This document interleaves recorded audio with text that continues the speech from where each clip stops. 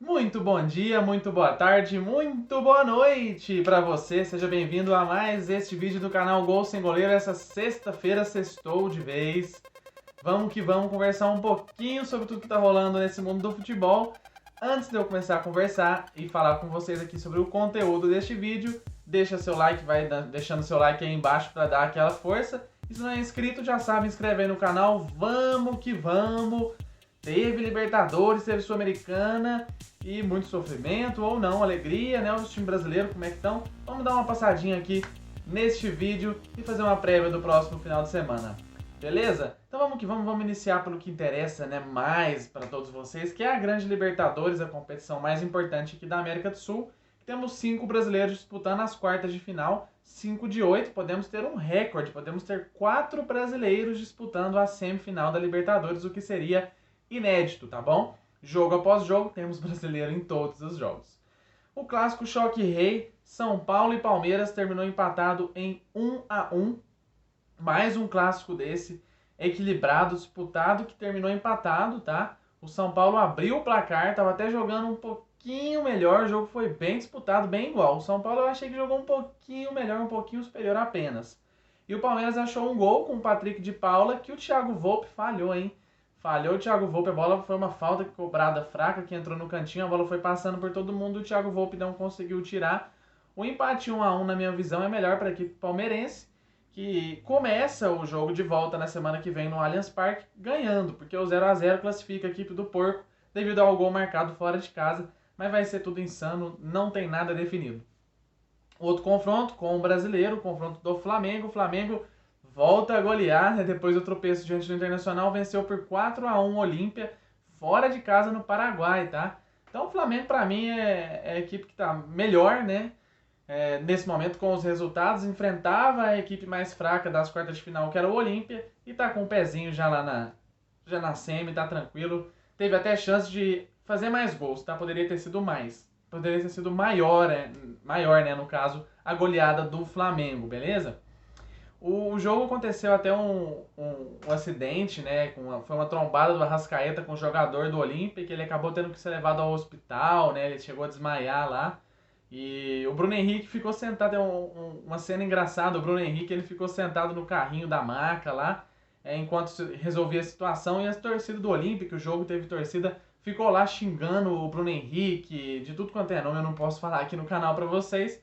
Teve um torcedor específico que começou a conversar normal, naturalmente, civilizada, não sei falar essa palavra, vocês sabem o que eu tô querendo dizer, né? Bugou completamente aqui minha língua. Mas o torcedor conversava tranquilo com o Bruno Henrique e acabou que no final da partida o Bruno Henrique deu a camiseta de jogo para esse torcedor que postou na rede social. Foi bem legal, foi bem interessante esse fato específico. Mas enfim, é isso, Flamengo com um pezinho na semi. O Atlético Mineiro venceu o River Plate no Monumental de Nunes, ótimo resultado para o Galo, tá? Que 1-0 foi o jogo com um gol marcado do Nacho. O Nacho acabou sendo expulso, né? Foi esse o pior momento aí do Atlético Mineiro, que não vai ter o seu craque para o jogo de volta contra o River Plate na semana que vem. Ele foi expulso no finalzinho, deu uma entrada lá, foi meio sem intenção, mas muito perigosa, e eu concordei com a expulsão, e vai ser um desfalque sério pro Atlético. Temos que lembrar que o River Plate não é uma equipe boba, e que apesar do Galo ter uma vantagem muito boa, não está nada definido nesse confronto ainda. Certinho? E o Fluminense que empatou com o Barcelona do Equador em 2-2, não foi um bom resultado para o Fluminense, dos brasileiros, tirando, claro, o clássico, né, que é Brasil contra Brasil, é o que tem situação mais complicada na minha visão. O empate em 2 gols, né, teve 2 gols para cada lado, o jogo foi no Rio de Janeiro, então o Barcelona tem a vantagem se empatar em 0-0, em 1-1, então o Fluminense precisa buscar a vitória fora de casa, tá? Então não vai ser uma missão fácil, vai ser bem complicado mesmo. Mas enfim, vamos aguardar semana que vem. Esses jogos aí vão bombar os jogos de volta, as grandes decisões, para sabermos quem serão os 4 melhores aí da América do Sul, tá bom? Tivemos Copa Sul-Americana, claro. Temos que dar a devida importância. A Sul-Americana hoje em dia está muito disputada, difícil e vale muito. Vale vaga para Libertadores do próximo ano também. Temos 3 brasileiros disputando essas quartas de final. Vamos falar primeiro do Santos. O Santos venceu o Libertad do Paraguai na Vila Belmiro por 2-1. O resultado foi muito bom, na minha visão. Ah, Rodrigo, muito bom, mas 2-1, não tem aquele gol fora, o Libertad fez um gol fora, se ganhar por 1-0 no Paraguai, o Libertad classifica. Claro, sim, o confronto está em aberto. Mas pelo que foi o jogo, o resultado foi excelente para o Santos. Para quem não sabe, para quem não acompanhou o jogo, o Santos até abriu o placar com o uruguaio Carlos Santos. O Libertad conseguiu o empate com um gol de falta após uma expulsão do zagueiro do Santos no início do primeiro tempo. Então o zagueirão lá era o último homem, fez a falta para evitar o gol do Libertad. Aconteceu, o juiz marcou a falta, expulsou o Kaique, zagueiro do Santos. E aí o Bocanegra, jogador do Libertad, foi lá e fez o gol. Então o jogo ficou 1-1, faltando muito tempo, com o Santos podendo perder a partida, né, dentro de casa, que complicaria bastante a situação. Mas o Santos conseguiu achar um gol no finalzinho, um gol contra, e ganhou por 2-1. Então foi gigante a vitória santista, tá bom? Vamos esperar aí a resolução do confronto na semana que vem.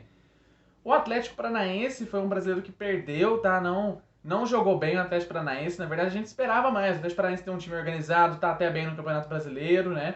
Então a gente esperava mais, perdeu da LDU no Equador. Nunca é fácil jogar lá no estádio da LDU, é altitude, quase 3.000 metros de altitude, tá? Então não foi tão ruim o resultado, 1-0. O problema é que não fez o gol fora, né? Quando tem gol fora, tem essa vantagem aí grande a equipe da LDU. Mas 1-0 completamente reversível. Vamos ver o que vai acontecer na semana que vem. Outro brasileiro, para mim, é o que foi o melhor dos três na Sul-Americana, é o glorioso Bragantino, que a gente está aqui, né, falando bem e exaltando essa equipe nesse canal desde o início, né, desde o início do canal.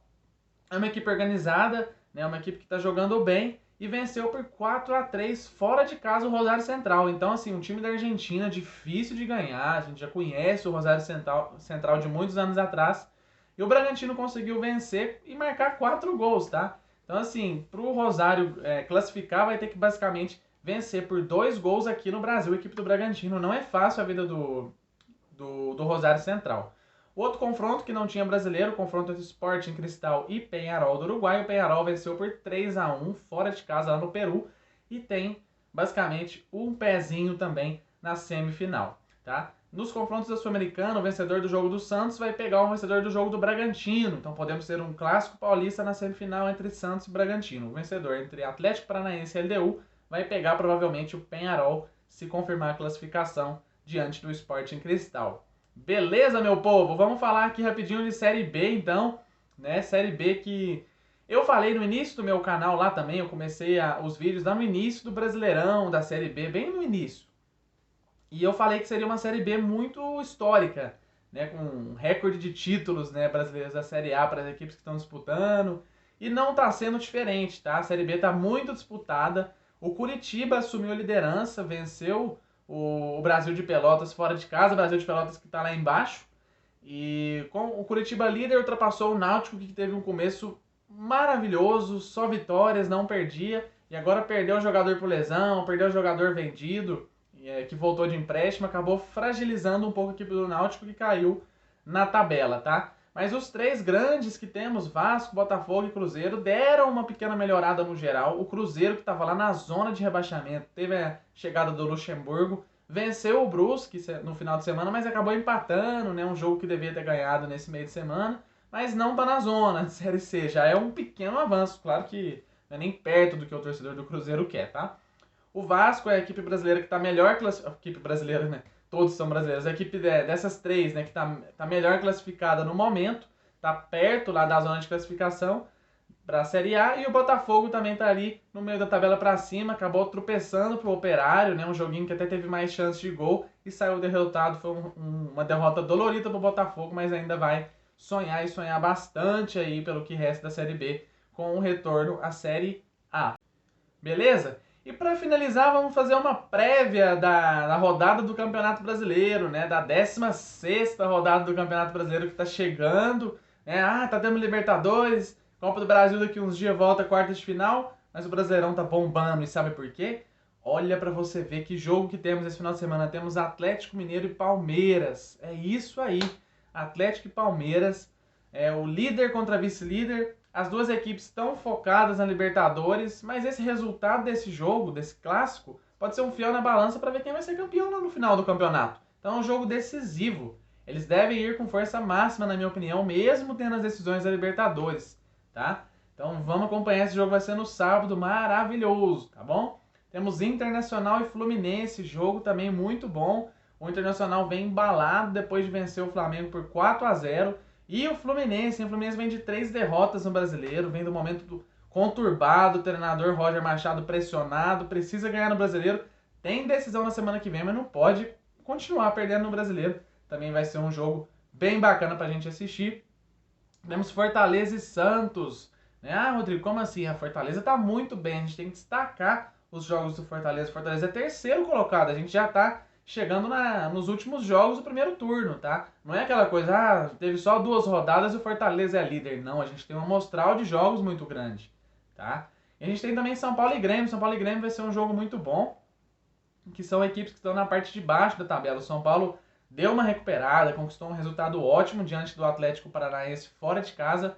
O Grêmio também ganhou na semana passada diante da Chapecoense, mas quem perder vai continuar ali naquela nhaca sem querer engatar, tá? Então vamos ficar de olho aí nesses 4 confrontos que para mim são os principais. Para fechar esse vídeo aqui com chave de ouro para vocês, saiu hoje a convocação do Tite, né? Em setembro volta as eliminatórias da Copa do Mundo, voltam os Jogos do Brasil.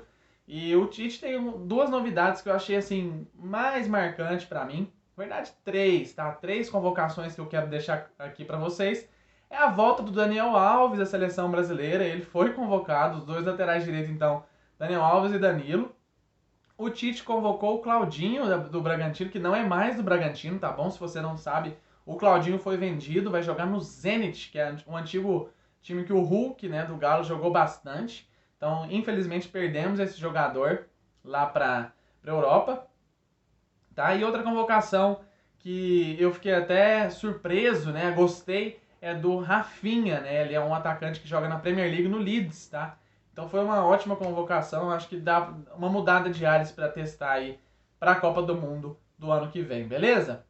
Então é isso, antes do final desse vídeo só voltou as competições internacionais, as ligas europeias, Premier League volta esse final de semana, La Liga, Campeonato Espanhol, o francês já voltou, então a gente vai trazendo mais novidades no decorrer desses vídeos, tá bom? Valeu demais pela sua presença, um ótimo final de semana para você e até a próxima. Um beijo e 3 abraços, não é mesmo? Valeu!